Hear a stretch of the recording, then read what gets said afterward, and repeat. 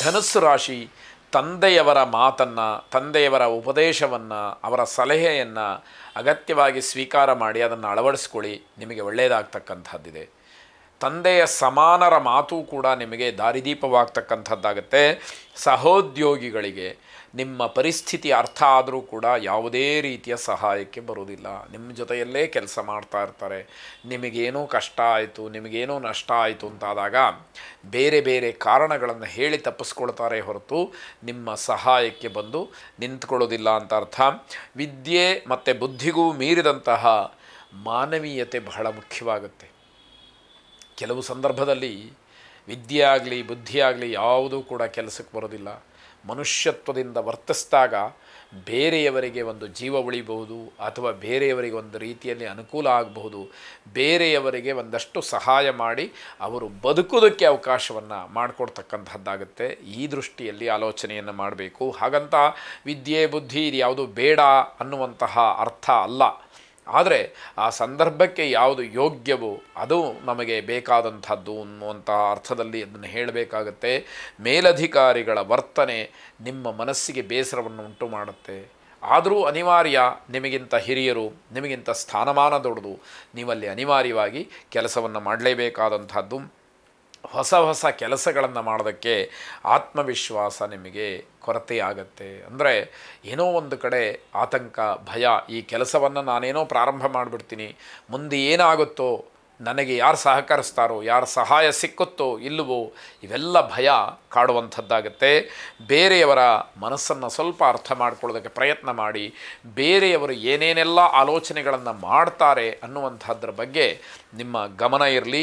ಕಾಳಿಕಾದೇವಿಯನ್ನು ಪ್ರಾರ್ಥನೆ ಮಾಡಿ. ಶುಭವಾಗಿ. ಮಕರ ರಾಶಿ, ತಪ್ಪು ಮಾಹಿತಿಗಳು ದುಷ್ಪರಿಣಾಮವನ್ನುಂಟು ಮಾಡುತ್ತೆ.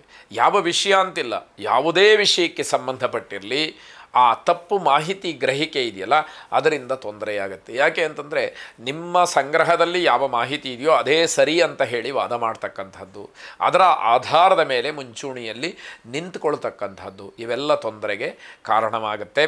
ಕೌಟುಂಬಿಕವಾದಂತಹ ಸಮಸ್ಯೆಗಳು ಬಗೆಹರಿತಕ್ಕಂತಹ ಕಾಲ ಇದು. ಆದರೆ ನೀವು ಕೂತು ಮಾತಾಡಬೇಕಾದಂತಹ ಅವಶ್ಯಕತೆ ಇರುತ್ತೆ. ಸುಮ್ಮನೆ ಯಾರೋ ಬಂದು ನಿಮ್ಮ ಕುಟುಂಬದ ಸಮಸ್ಯೆಯನ್ನು ತೀರ್ಮಾನ ಮಾಡೋದಿಲ್ಲ.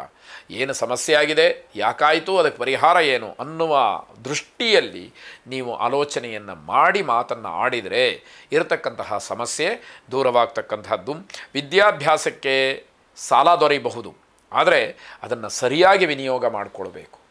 ಇಲ್ಲ ಅಂತಾದರೆ ಮುಂದಿನ ದಿನಮಾನದಲ್ಲಿ ವಿದ್ಯಾಭ್ಯಾಸ, ಸಾಲ ಇವೆಲ್ಲವೂ ಕೂಡ ನಿಮಗೆ ತಿರುಗು ಮಂತ್ರವಾಗ್ತಕ್ಕಂಥದ್ದು, ಮಾರಕವಾಗ್ತಕ್ಕಂಥದ್ದಾಗತ್ತೆ. ಎಚ್ಚರಿಕೆ ಇರಲಿ ಅಂತಕ್ಕಂಥದ್ದು. ಪ್ರೇಮಿಗಳಿಗೆ ತುಂಬ ಉತ್ತಮವಾದಂತಹ ದಿವಸ, ಆದರೆ ಸುಳ್ಳು ಹೇಳಬಾರ್ದು. ಸುಳ್ಳನ್ನು ಹೇಳಿದರೆ ನೀವು ಇಷ್ಟು ದಿವಸ ಏನು ಗೌರವವನ್ನು ಕಾಪಾಡಿಕೊಂಡು, ಗೌಪ್ಯತೆಯನ್ನು ಕಾಪಾಡಿಕೊಂಡು ಬಂದಿದ್ರೋ ಅದೆಲ್ಲವೂ ಕೂಡ ವ್ಯರ್ಥವಾಗ್ತಕ್ಕಂಥದ್ದು. ವಿದೇಶದಲ್ಲಿ ಅಧ್ಯಯನವನ್ನು ಮಾಡಬೇಕು, ಹೆಚ್ಚಿನ ವಿದ್ಯಾಭ್ಯಾಸವನ್ನು ಮಾಡಬೇಕು ಅಂತಕ್ಕಂತಹ ಪ್ರಯತ್ನದ ಫಲ ನಿಮಗೆ ವಿಶೇಷವಾಗಿ ಸಿಕ್ಕುವಂಥದ್ದಾಗುತ್ತೆ. ವಿವಾದಿತವಾದಂತಹ ಯಾವುದೇ ವಿಚಾರಗಳಿದ್ದರೂ ಕೂಡ ಸ್ವಲ್ಪ ಮಟ್ಟಿಗೆ ಇತ್ಯರ್ಥವಾಗುವಂತಹ ಸೂಚನೆಗಳಿದೆ. ಅಲ್ಲೂ ಕೂಡ ಜಯ ನಿಮ್ಮದಾಗ್ತಕ್ಕಂಥದ್ದು. ಪಾರಿಜಾತ ಸರಸ್ವತಿಯನ್ನು ಪ್ರಾರ್ಥನೆ ಮಾಡಿ. ವಿದ್ಯಾರ್ಥಿಗಳಿಗೆ ಸರ್ವಾಂಗೀಣವಾದಂತಹ ಅಭಿವೃದ್ಧಿಯನ್ನು ಜಗನ್ಮಾತಾ ಸರಸ್ವತಿ ನಿಮಗೆ ನೀಡಲಿ. ಶುಭವಾಗಿ. ಕುಂಭರಾಶಿ, ಧೂಳು ಮತ್ತು ಸೂರ್ಯನ ಬೆಳಕಿನ ಪ್ರಭಾವ ನಿಮಗೆ ಸ್ವಲ್ಪ ಮಟ್ಟಿಗೆ ಆರೋಗ್ಯದ ದೃಷ್ಟಿಯಿಂದ ತೊಂದರೆಯನ್ನು ಮಾಡಬಹುದು. ಆದ್ದರಿಂದ ಸ್ವಲ್ಪ ಎಚ್ಚರಿಕೆಯಿಂದ ಇರಿ. ಯಾವ ಅಗತ್ಯವಾದಂತಹ ಕೆಲಸಗಳು ಇದೆಯೋ ಅದನ್ನು ಮಾತ್ರ ಆಯ್ಕೆ ಮಾಡಿಕೊಂಡು ನೀವು ನಿಮ್ಮ ಕೆಲಸವನ್ನು ಮಾಡಿ. ಯೋಗಾಭ್ಯಾಸವನ್ನು ಮಾಡೋದ್ರ ಬಗ್ಗೆ ಸ್ವಲ್ಪ ಚಿಂತನೆಯನ್ನು ನಡೆಸಿ. ಯೋಗ ಏನು ಅಂತಂದರೆ ರೋಗ ನಿವಾರಣಂ ಅಂತಕ್ಕಂತಹ ಮಾತು. ಅಂದರೆ ಯೋಗವನ್ನು ಆಶ್ರಯ ಮಾಡಿದರೆ ನಮಗಿರತಕ್ಕಂತಹ ರೋಗ ನಿವೃತ್ತಿ ಆಗತ್ತೆ ಅನ್ನುವಂಥದ್ದು. ಯಾವುದೇ ಕೆಲಸದ ಮೇಲೆ ಮನಸ್ಸನ್ನು ಕೇಂದ್ರೀಕರಣ ಮಾಡೋಕ್ಕಾಗ್ದಲೇ ಒದ್ದಾಟ ಮಾಡ್ತೀರಿ. ವ್ಯಾಪಾರ ಇರಬಹುದು, ವೃತ್ತಿ ಇರಬಹುದು, ಅಥವಾ ವಿದ್ಯಾರ್ಥಿಗಳಾಗಿದ್ದರೆ ತಮ್ಮ ವಿದ್ಯಾಕ್ಷೇತ್ರ ಇರಬಹುದು. ಇವೆಲ್ಲವೂ ಕೂಡ ಸಮಸ್ಯೆಯನ್ನು ಮಾಡ್ತಕ್ಕಂಥದ್ದಾಗುತ್ತೆ. ಬೇರೆಯವರ ಭರವಸೆಯ ಮಾತುಗಳು ನಿಮಗೆ ಉಪಯೋಗಕ್ಕೆ ಬರೋದಿಲ್ಲ. ನೀನು ಯಾವುದೋ ಒಂದು ಕೆಲಸವನ್ನು ಪ್ರಾರಂಭ ಮಾಡು, ನಾನು ನಿನ್ನ ಜೊತೆಗಿದ್ದೀನಿ, ನಾನು ನಿನಗೆ ಎಲ್ಲ ರೀತಿಯ ಸಹಕಾರವನ್ನು ನೀಡ್ತೀನಿ, ಸಹಾಯವನ್ನು ಮಾಡ್ತೀನಿ ಅಂತ ಹೇಳಿ ಕೇವಲ ಬಾಯಿ ಮಾತಿನಲ್ಲಿ ಹೇಳಿಬಿಟ್ರೆ ಅದು ಯಾವುದೂ ನಿಮಗೆ ಉಪಯೋಗಕ್ಕೆ ಬರದೇ ಇರತಕ್ಕಂಥದ್ದಾಗತ್ತೆ. ಹಳೆಯ ಸಂಪರ್ಕಗಳು ಮತ್ತೆ ನಿಮಗೆ ಸಮಸ್ಯೆಯನ್ನು ಉಂಟು ಮಾಡುತ್ತೆ. ಯಾರದ್ದೋ ಪರಿಚಯವಾಗಿರುತ್ತೆ, ಸ್ನೇಹ ಬೆಳೆದಿರುತ್ತೆ, ಕಾರಣಾಂತರದಿಂದ ಅದನ್ನು ಬಿಟ್ಟು ದೂರ ಬಂದಿರ್ತೀರಿ. ಪುನಃ ಅದೇ ಒಂದು ವಿಶ್ವಾಸ, ಅದೇ ಒಂದು ಸ್ನೇಹ ನಿಮ್ಮ ಸಂಬಂಧಕ್ಕೆ ಅಥವಾ ನಿಮ್ಮ ಸಂಪರ್ಕಕ್ಕೆ ಬಂದಾಗ ಅದರಿಂದ ತೊಂದರೆಗಳು, ಸಮಸ್ಯೆಗಳು ಆಗ್ತಕ್ಕಂಥದ್ದಿದೆ.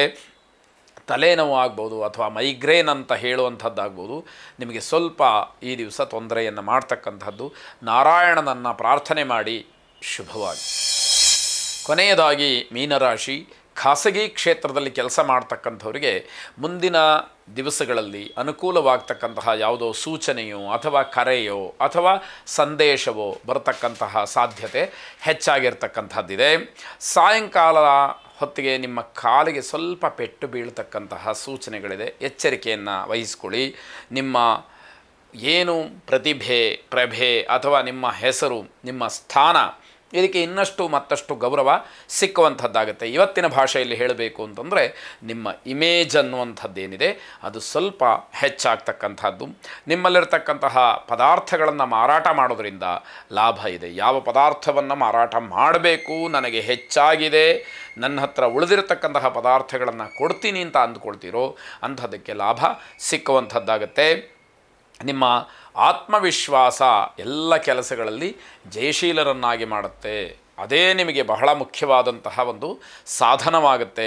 ಮನೆಯವರ ಸಲಹೆ ತುಂಬ ಗಣನೀಯವಾದಂಥದ್ದು. ಮನೆಯಲ್ಲಿ ಎಲ್ಲರ ಸಲಹೆ, ವಿಶ್ವಾಸ, ಪ್ರೀತಿ ಇವೆಲ್ಲವನ್ನು ಗಳಿಸಿದಾಗ ನೀವು ಮಾಡ್ತಕ್ಕಂತಹ ಕೆಲಸದಲ್ಲಿ ಧೈರ್ಯ ಇನ್ನಷ್ಟು ಹೆಚ್ಚಾಗ್ತಕ್ಕಂಥದ್ದು.